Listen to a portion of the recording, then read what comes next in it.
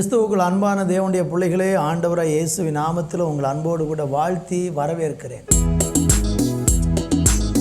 உம் நாமம் பாடணுமே ராஜா, உம்மையை துதிக்கணுமே, உம்மை போல் மாறணுமே. உம் நாமம் பாடணுமே ராஜா, உம்மையை துதிக்கணுமே, உம்மை போல் மாறணுமே. ஒவ்வொரு நாளும் உம் திருப்பாதம் ஓடி வர வேண்டுமே,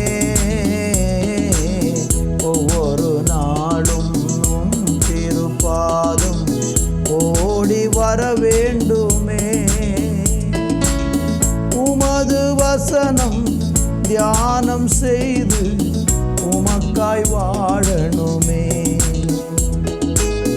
உமது வசனம் தியானம் செய்து உமக்காய் வாழணுமே.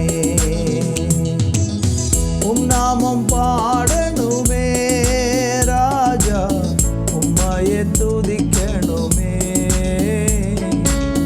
உம்மை போல் மாறணுமே.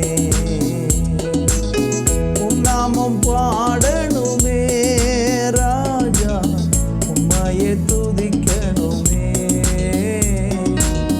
உம்மை போல் மாறணுமே.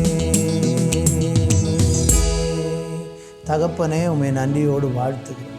இந்த நாளை கிருபையாய் கொடுத்ததற்காக நன்றி. நாங்கள் ஒவ்வொரு நாளும் உம்மை போல வாழவும் உம்மை போல மாறவும் எங்களுக்கு கிருபை தாங்க. உம்முடைய பரிசுத்தாவின் ஆளுகை தந்து எங்களை நடத்தும்.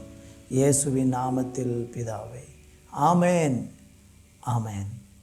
அன்பு தேவ பிள்ளைகளை, இந்த நாளை தியானிப்பதற்காக சங்கீதம் 24:7 வாசிக்கிறேன்.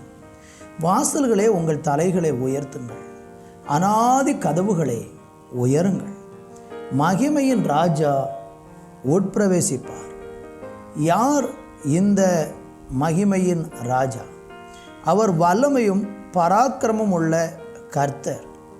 அவர் யுத்தத்தில் பராக்கிரமம் உள்ள கர்த்தராமை. அருமையான தேவனுடைய பிள்ளைகளை, வாசித்த இந்த வசனத்தில் ஆண்டவராகிய தேவன் ஒவ்வொரு மனுஷனுடைய வாசல் கதவுகளை தட்டி கொண்டு அவர் சொல்லுகிற ஒரு காரியம் என்ன? வாசல்களே, உங்கள் தலைகளை உயர்த்துங்கள், மகிமையின் ராஜா, அநாதி கதவுகளை உயருங்கள், மகிமையின் ராஜா உட்பிரவேசிப்பார். ஒவ்வொரு மனுஷனையும் ஆண்டவராகிய தேவன் வெளியில் இருந்து கொண்டு நடத்த வேண்டும் என்று விரும்பவில்லை. ஒவ்வொரு மனிதனுக்குள்ளேயும் அவர் வந்து வாசம் பண்ணி நமக்குள் தங்கி நம்மோடு கூட இருந்து நம்மளை நடத்தும்படியாக விரும்புகிறார். அநேகர் விரும்புவதெல்லாம் ஆண்டவர் நான் கூப்பிடும்போது வர வேண்டும், மற்ற நேரங்களில் அவர் ஏதாகிலும் ஒரு இடத்தில் அமைதியாக ஓரமாக இருந்து விட வேண்டும், எனக்கு தேவை வரும்போது மாத்திரம் ஆண்டவர் என்னிடத்திற்கு நெருங்கி வந்தால் போதும் என்றுதான் பல நேரங்களில் மனிதர்கள் நினைக்கிறாங்க. ஆனால் கர்த்தர் என்ன விரும்புகிறார்?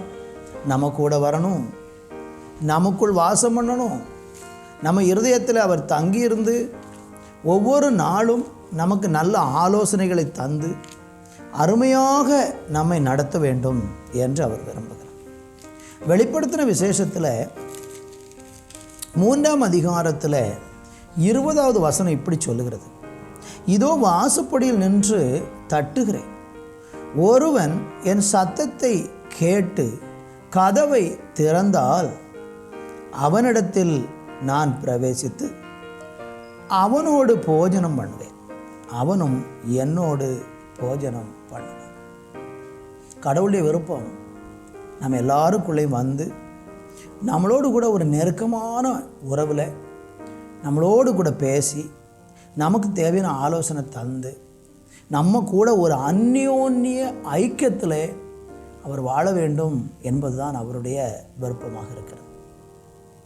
நீங்கள் இயேசு கிறிஸ்துவை குறித்து வேதத்தில் பார்த்தீங்கன்னா, அவர் மரிப்பதற்கு முன்பதாக சீசர்களோடு கூட அவர் ஒரு மேல் வீட்டு அறையிலே பஸ்கா பண்டிகை ஆசரிக்கிறதை பார்க்கும். அந்த பஸ்கா பண்டிகையில் இயேசு அப்பத்தை எடுத்து ஸ்தோத்திரம் பண்ணி அவங்களுக்கு பிட்டு கொடுத்து அவர்களோடு கூட அவர் போஜனம் பண்ணி சொல்லுகிறார், இது என்னுடைய சரீரம், என்னை நினைவு கூறும்படி இதை செய்யுங்கள் என்று இயேசு சொல்லி அவர்களோடு கூட போஜனம் பண்ணுகிறதை நம்ம பார்க்க முடியும். இதுதான் தேவனுக்கும் நமக்கும் இடையில் உள்ள நெருக்கமான உறவை காண்பிக்கிற ஒரு விஷயம். உங்களுக்கும் தேவனுக்கும் இடையில் எவ்வளவு தூரம் இடைவெளி இருக்கிறது? நீங்கள் எவ்வளோ தூரம் இடைவெளி விட்டு ஆண்டவரை பின்பற்றுறீங்க? நெருக்கமான உறவு உண்டா? ஒவ்வொரு நாளும் ஆண்டவர் உங்களோடு பேசுகிறாரா? ஒவ்வொரு நாளும் தேவ சத்தத்தை கேட்க முடிகிறதா? ஒவ்வொரு நாளும் நீங்கள் ஆண்டவரோடு பேசுகிறீங்களா? நமக்கும் தேவனுக்கும் இடையில் உள்ள தனிப்பட்ட ஆழமான உறவு ஆரோக்கியம் உள்ளதாக இருக்கணும்னு கர்த்தர் விரும்புகிறார். அருமையானவர்களே, எத்தனை மனிதர்களோடு நமக்கு நெருக்க உறவுகள் இருக்கிறது. நெருக்கமான ஒரு உறவு நமக்கும் கடவுளுக்கு இடையில் உண்டாகும் போது நம்ம எல்லா விஷயங்களையும் ஆண்டவர்கிட்ட பேசுவோம். குறைகளை சொல்லுவோம், பலவீனங்களை சொல்லுவோம், வீழ்ச்சி வந்தாலும் உதவிக்காக கூப்பிடுவோம், தனிமையில் ஆதரவாக நிற்க கூப்பிடுவோம். இப்படி எல்லா சூழ்நிலையிலும் ஆண்டவருடைய உதவியை நாடவும் அவரோடு கூட நெருக்கமான உறவில் வாழவும் கர்த்தர் இந்த நாளில் விரும்புகிறார். உங்கள் உறவு ஒருவேளை தூரமாக இருக்கும் என்றால் இன்றைக்கு அந்த உறவை புதுப்பித்து கொள்ளுங்கள். ஒரு புதிய ஆரம்பத்தோடு இந்த நாட்களை தொடங்குங்க. உங்கள் வாழ்க்கை சந்தோஷமாக மாறும். தேவனை விட்டு தூரமாய் போவது ஒரு பெரிய ஆபத்து. தேவனை விட்டு அந்நியமாய் வாழ்வது ஒரு பெரிய ஆபத்து. கடவுள் இல்லாமல் வாழ்வது மனுஷனுக்கு பெரிய ஆபத்து. காரணம், இந்த உலகத்தில் ஒரு பொல்லாத பிசாசு இருக்கிறான். அவன் ஏராளம் மனிதர்களை அழித்து நாசம் பண்ணி கொண்டிருக்கிறான். தேவனை விட்டு தூரமாய் வாழுகிறவர்களுடைய வாழ்க்கை வேதனை நிறைந்ததாக இருக்கும். நீங்கள் மகிழ்ச்சியாக இருக்கிறதை கர்த்தர் விரும்பி உங்களோடு கூட போஜனம் பண்ண உங்களை அழைக்கிறார். ஜெபிக்கலாமா? நல்ல பிதாவே, இந்த வேலைக்காக நன்றி. யாரெல்லாம் தங்களுடைய இருதயத்தில் எனக்கும் தேவனுக்கு இடையில் ஒரு ஆழமான நெருக்கமான உறவு வேண்டும் என்று விரும்புகிறார்களோ அவர்களுக்கு தேவன் அதை கொடுத்து அவர்களை காணப்படுத்தும். இயேசுவின் நாமத்தில் பிதாவே, ஆமென், ஆமென்.